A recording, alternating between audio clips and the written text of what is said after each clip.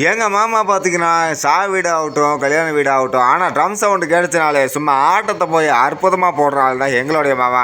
கிட்டத்தட்ட பார்த்தீங்கன்னா அவர் ஆட்டத்துக்கு எல்லாருமே அடிமையாக ஆயிடுவாங்க. அதாவது பார்த்தீங்கன்னா ஆட தெரியுதா இல்லையா, சும்மா தாறுமாற ஆடி அந்த இடத்தையே கதிகலங்க வச்சுருவாருங்க.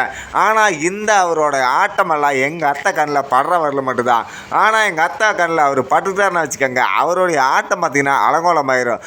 அப்படி ஒரு சம்பவம் தான் இந்த வாரம் நடந்து போச்சு. என்ன சின்ன முழுசாக பார்ப்போம். வீடியோ ஸ்கிப் பண்ணாமல் இருக்க மறக்காம சேனலை சப்ஸ்கிரைப் பண்ணிக்கோங்க.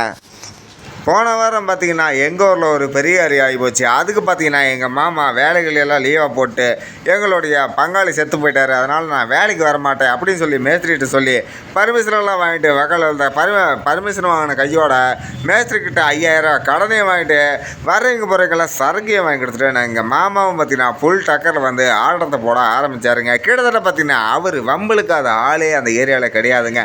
அதாவது பார்த்தீங்கன்னா கல்யாண வீடாகட்டும் இளவு வீடாகட்டும் இவருடைய ஆட்டம் இல்லாமல் எந்த ஒரு நிகழ்ச்சியுமே பார்க்க முடியாது. அந்தளவுக்கு ஒரு குதூகலமான கலகலப்பான ஆளுங்க எங்கள் மாமா.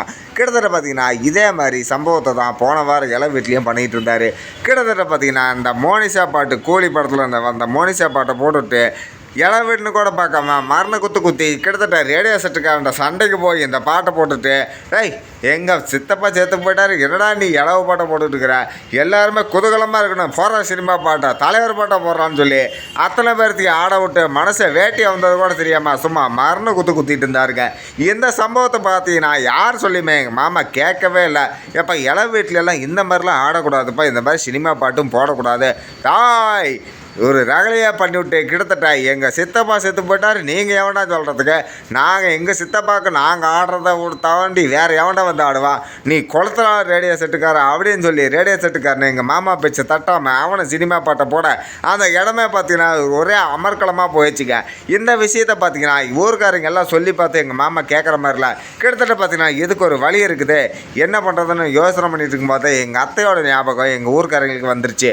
இவன் பொண்டாட்டி வந்து சொன்னால் மட்டும் இவன் அடங்குவான், மற்றபடி எவனுக்கும் அடங்க மாட்டான் இவன் அப்படின்னு சொல்லி எங்கள் அத்தைக்கிட்ட போய் இந்த சம்பவத்தை சொல்ல எங்கள் அத்தை பார்த்தீங்கன்னா வீட்டில் வந்து ஆட்டம் போட்டுக்கிட்டு இருக்கிறான்னா, இங்கே லோனு கட்ட காசு இல்லாமல் நான் அல்லோவில் போட்டு பிச்சை எடுத்துக்கிட்டு இருக்கிறேன், நீங்கள் போங்க விளக்கமாக பின்னிக்கிட்டு வரேன், அவனை வந்து உதைக்கிற உதையில பாரு எப்படி வரான்னு அப்படின்னு சொல்லிட்டு எங்கள் அத்தை பார்த்தீங்கன்னா அங்கே ஆம்பளைங்க வேட்டியை மடிச்சு கட்டுற மாதிரி சும்மா சேலையை தூக்கி சொருவிக்கிட்டு எங்கள் மாமா ஆடின ஆட்டத்தை தூரமாக நின்று வாட்ச் பண்ணிக்கிட்டே வந்தாங்க.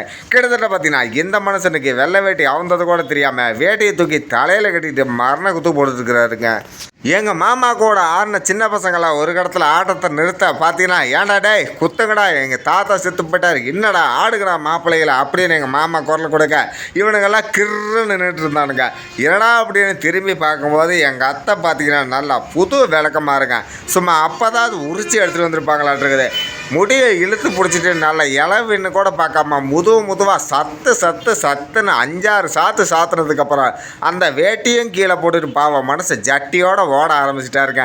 இந்த இடத்த பார்த்த இளவு வீடாக பார்த்தீங்கன்னா சும்மா கல்யாண வீடு மாதிரி கலகலன்னு ஆகி போச்சுங்க. ஒரு இடத்துல பார்த்தீங்கன்னா எங்கள் அத்தையோட அடியை தாங்க முடியாமல் எங்கள் மாமா பார்த்தீங்கன்னா ஜட்டியோட தெருவுக்குள்ளே ஓட ஆரம்பிச்சிட்டாருங்க. ஐயோ என்னை கொல்ல வர யாராவது காப்பாற்றுங்க அப்படின்னு. எங்கள் அத்தை பார்த்தீங்கன்னா இந்த பணத்தோட உன்னையை நான் புடமாக்கி அனுப்பலை, நான் எங்கள் ஒரு ஆத்தாப்பளுக்கு பிறக்கலடா அப்படின்னு சொல்லிட்டு எங்கள் அத்தை சும்மா விளக்கமாக தான் சுற்றிக்கிட்டு சும்மா விஜயகாந்த் மாதிரி துரத்த ஆரம்பிச்சிட்டாருங்க. ஒரு இடத்துல போய் பாடக்காரன்ட்ட, யோ பாடக்காரன் நீனாவது காப்பாற்றிக்க அப்படிங்க, யோ போய் அவன் மொண்டாட்டி வேறு வரவன் மொண்டாட்டிக்கு தெரிஞ்சு எனக்கு சேர பாடம் கட்டி விட்ருவாயா, நீ போய் தொலையா அப்படிங்க. எங்கள் அத்தை வந்து பார்த்தீங்கன்னா பாடகார்ட்ட, ஐயோ பாடகாரன் இன்னொரு பாடையை சேர்த்துக்கிட்டு தான் ஒரு பணத்தை சீக்கிரம் அனுப்பிச்சுட, அந்த மாதிரி சும்மா வசனமெல்லாம் பறக்க சும்மா அடி பக்காவாக இருந்ததுங்க. அதாவது பார்த்தீங்கன்னா அந்த வீட்டில் யார் யார் துக்கமாக இருந்தாங்களோ அத்தனை பேர்த்துக்கு சிரிப்பலையை ஏற்படுத்தி விட்டாருங்க எங்கள் மாமாவும் அத்தையும். இருந்தாலும் பரவாயில்ல, மக்கிய நாள் பார்த்தீங்கன்னா ஒன்று மண்ணா ஒத்துமையாக வந்தாங்க. இதுதாங்க அவங்கக்குள்ளே இருக்கிற ஒரு சுவாரஸ்யமான விஷயமே. என்னதான் புருஷன் பொண்டாட்டி அடிச்சுக்கிட்டாலும் முடிச்சுக்கிட்டாலும் ஆனால் நைட்டோட நைட்டாக 2 பேருமே சேர்ந்துருவாங்க. இதுதான் அவங்க குடும்பத்தில் இருக்கிற ஒரு உண்மையான ஒத்துமையாங்க. கிட்டத்தட்ட பார்த்தீங்கன்னா பொண்டாட்டி என்னதான் விளக்கு மாற்றாலும் ஊருக்காரங்க மத்தியில் அடித்தாலும் எங்கள் மாமாவுக்கும் சரி அத்தைக்கும் சரி கிட்டத்தட்ட கொஞ்ச நேரம் கூட இவங்களும் வெட்டி தர மாட்டாங்க, அவங்களும் வெட்டி தர மாட்டாங்க. இருந்தாலும் அவங்கக்கிட்ட காசு பண்ண இல்லாட்டி ஒரு நிம்மதியான ஒரு நல்ல வாழ்க்கை இருக்குதுங்க. இருந்தாலும் பரவாயில்ல, எங்கள் ஊருக்குள்ளே எல்லாம் எங்கள் மாமாவையும் அத்தையும் பார்த்தீங்கன்னா எத்தனையோ கலகலப்பான விஷயங்கள் நடந்தாலும் ஆனால் அவங்களுக்குன்னு ஒரு தக்க வச்சுக்கிற ஒரு கௌரவம் இருக்குதுங்க. இருந்தாலும் அந்த கணவன் மனைவி ஒத்துமைக்கு எங்கள் மாமாவும் அத்தையும் ஒரு மிகப்பெரிய காரணங்க எங்கள் ஊருக்குள்ளேயே.